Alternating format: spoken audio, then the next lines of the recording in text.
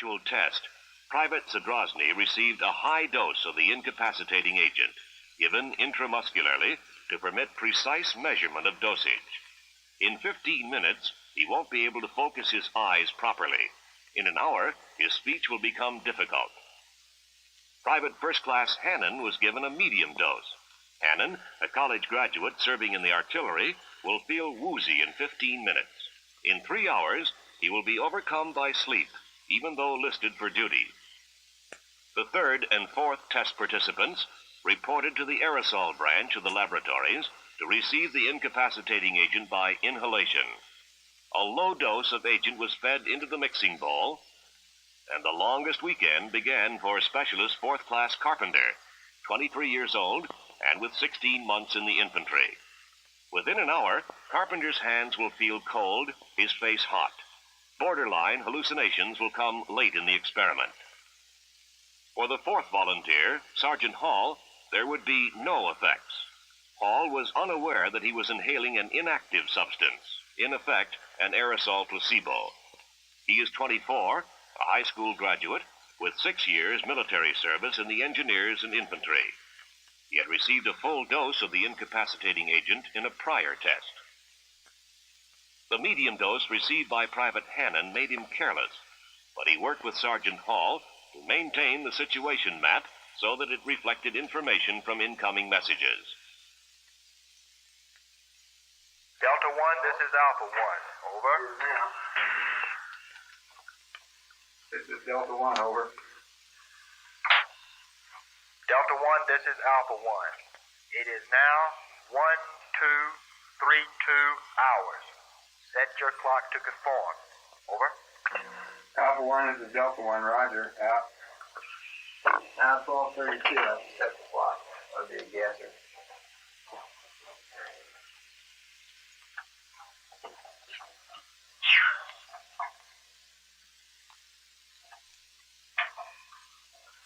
Yes. 12:32.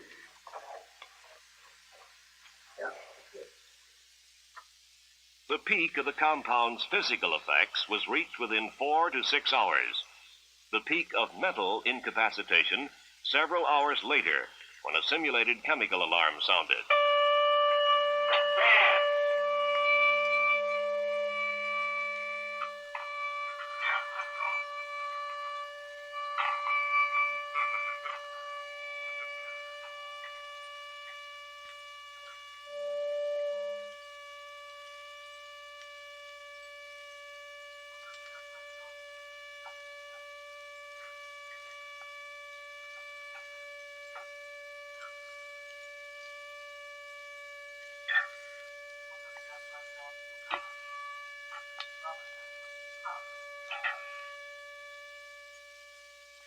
Inability to put on his protective mask demonstrated that the full dose recipient, Zadrozny, was totally ineffective as a team member. The team, therefore, had suffered 25% total casualties plus. Private Hannon also was a minus factor for 6.5 hours Friday.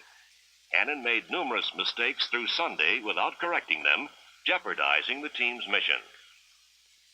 Carpenter, the low-dose recipient, was operational but substandard in efficiency.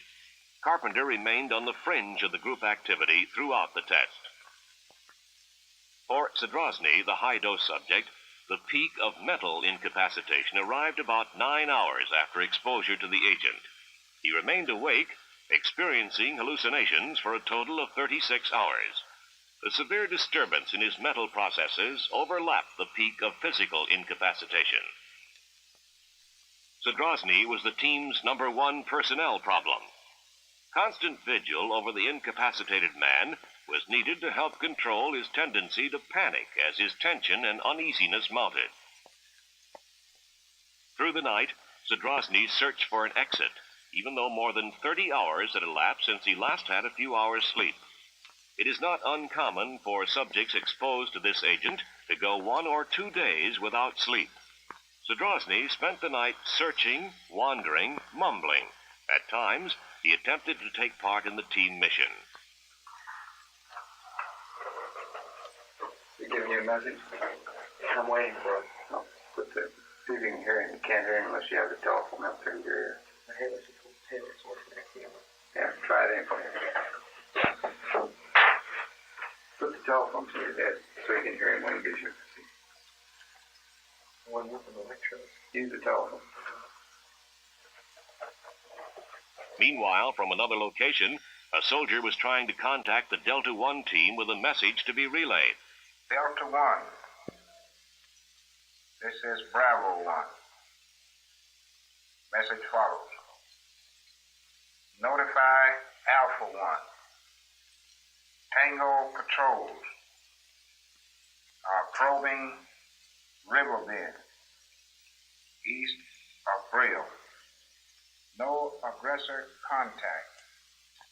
Reported at 1815 hours.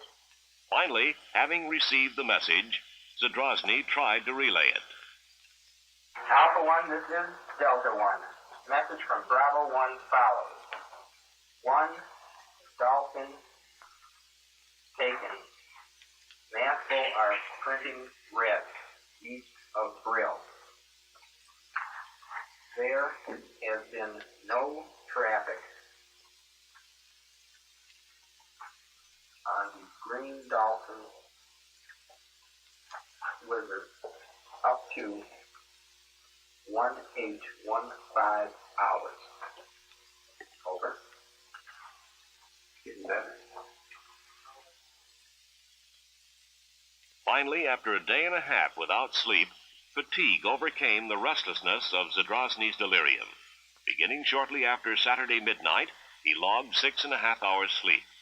Through the 3-day test, he slept a total of 14.5 hours. After 24 hours rest, the completely recovered volunteers reviewed their experience.